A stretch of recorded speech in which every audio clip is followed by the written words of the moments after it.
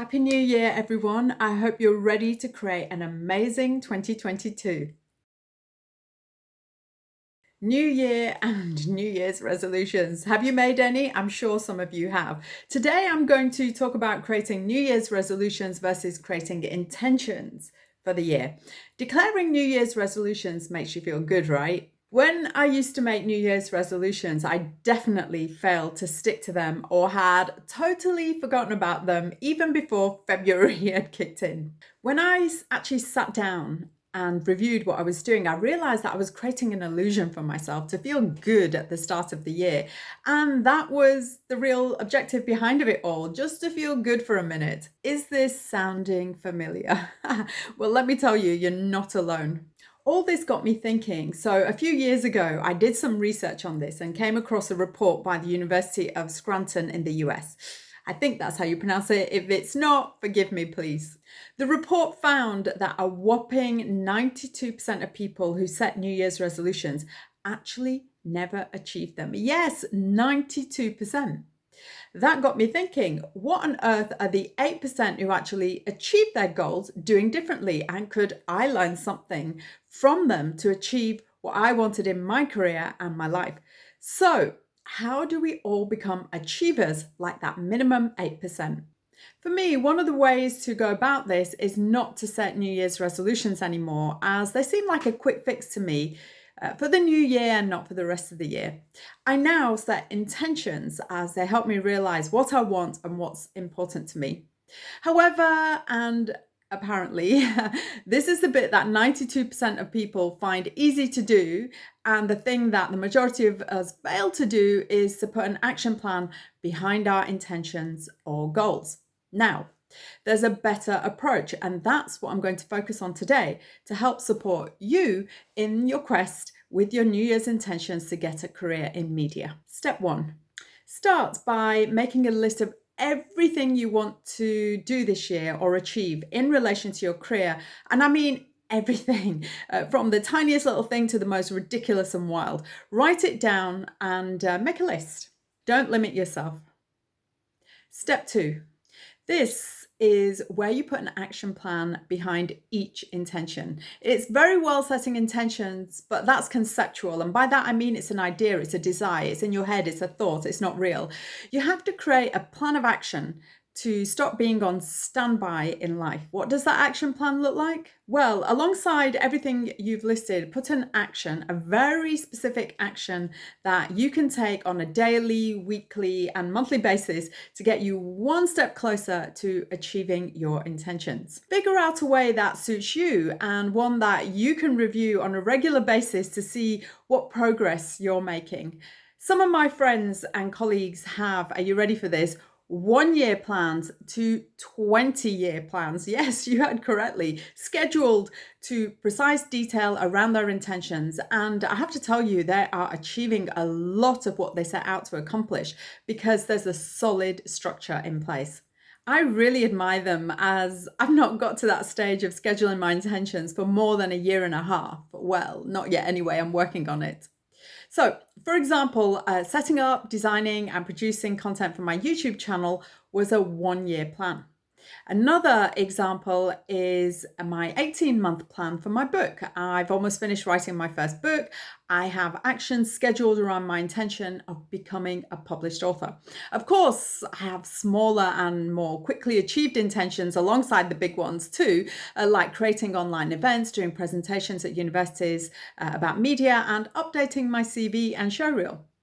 Now, back to creating the action plan. Start by being flexible, and this is where the schedule and checking in with yourself is so great. When you do a review, you can see where you may have to pivot, shift, because you're not achieving anything or you're not achieving as much as you want. And it also gives you the chance to ask yourself, do I really want to work towards this still? Now, I would ask you to really ponder on this question and be really honest with yourself, as it's very, very easy to give up when something seems hard. However, the flip side of this is that you may realize you'd be better off spending your time on something more worthwhile, or that particular intention isn't a priority anymore and it goes down your priority list, or perhaps you realize that's really, really what you want to do, and it goes up your priority list. That's the flexibility element I'm talking about. I can tell you from personal experience that very few things in my work life have come easy. And I think that's true for many people. You can wish as hard as you like and talk about what you want as much as you want, but it won't get you what you want. You have to get into action, unless, of course, it's random or fluke, and that does happen too. The majority of things I've achieved have come through putting the work in and dealing with pressure and stress. Can't avoid those in life. But I can also tell you that 99% of the times it's been more than worth it. Let's talk about thoughts for a minute. Human brains are wired for negativity, and you'll probably feel negative around your action plan from time to time, but this is normal. The reason for this is that negative events have a greater impact on our brains than positive ones. Psychologists refer to this as the negativity bias. It's a thing. We've got a ton of negative thoughts that go through our heads every day, from I'm not good enough to there's no way I can do that, and so on. I have to tell you that I've got almost 30 years of experience working in media, and I still get these self-defeating thoughts pop into my head. It's called the human condition. The question is, how do we overcome our internal dialogue? The answer, we don't. It's a fundamental part of our machinery. I can get it to quieten down sometimes by doing meditation or relaxing, but it's always there. So how on earth to deal with negative thoughts, I hear you ask? I think part of the solution is becoming more self-aware, and you can do that when you catch yourself having one of those thoughts and tell yourself it's exactly that, just a thought, and it's not necessarily the truth. Take a look for yourself and you'll discover it's more than likely not the truth, the majority of the times. Think back to the times when you thought you wouldn't achieve something, but eventually you did. Well, thinking I can't do it in that moment was false, because you eventually did do it. So I can't was not the truth. I hope this is making sense. And when you get to work on yourself like this, you'll be able to retrieve some of your power. The thoughts will never go away, but you'll become better practiced at catching them when they pop into your head and turning them around. I'm not going to lie to you, it takes a bit of work, but it's one of the best practices I've taken on in my life. In my experience, when I'm in a positive frame of mind, I'm more likely to get into action and realize my intentions than when I'm not. Now, moving on to a quote I read ages ago, and I can't remember who it was, but it went something like, successful people dedicate more of their time to doing and learning than to doing recreational stuff. When you set your intentions with a plan and a schedule, something has to give, and that's your time for entertainment. Sorry, you probably didn't want to hear that, but it's worth listening to, I promise. People who are hugely successful play less and they learn and do more.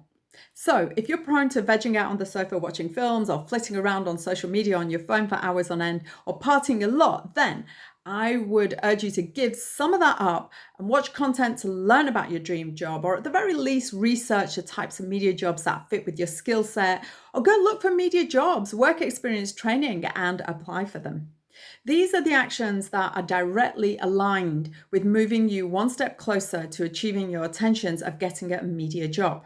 For example, you could schedule to send out 20 CVs to a variety of production companies every month until you find a job. Now, that sounds like a lot, but I promise you it isn't, because there's thousands of production companies and many people to get connected with. Don't worry, I'm not saying you can't have fun to be successful. However, if the fun outweighs putting in the time and the actions, then the probability of reaching your goals drops. If you're still not inspired, then just consider that whilst you're watching films and TV series or out socializing or constantly on your phone, others who have set intentions with a plan are putting in the work and getting ahead. Get your intentions and actions written down and take things a step at a time and just go for it. It's all about little changes. And when you add all those up, they become one big change when you review what you've done. So I hope this video has been useful. I would love to hear what intentions you have set for 2022 and what action plans you've put into place. So do get in touch with me. I'd love to hear from you guys. If you have any questions about what I've spoken about today, then do leave me a message in the comments section below. I'd like to wish you all the very, very best for 2022, and let's make it a year of action.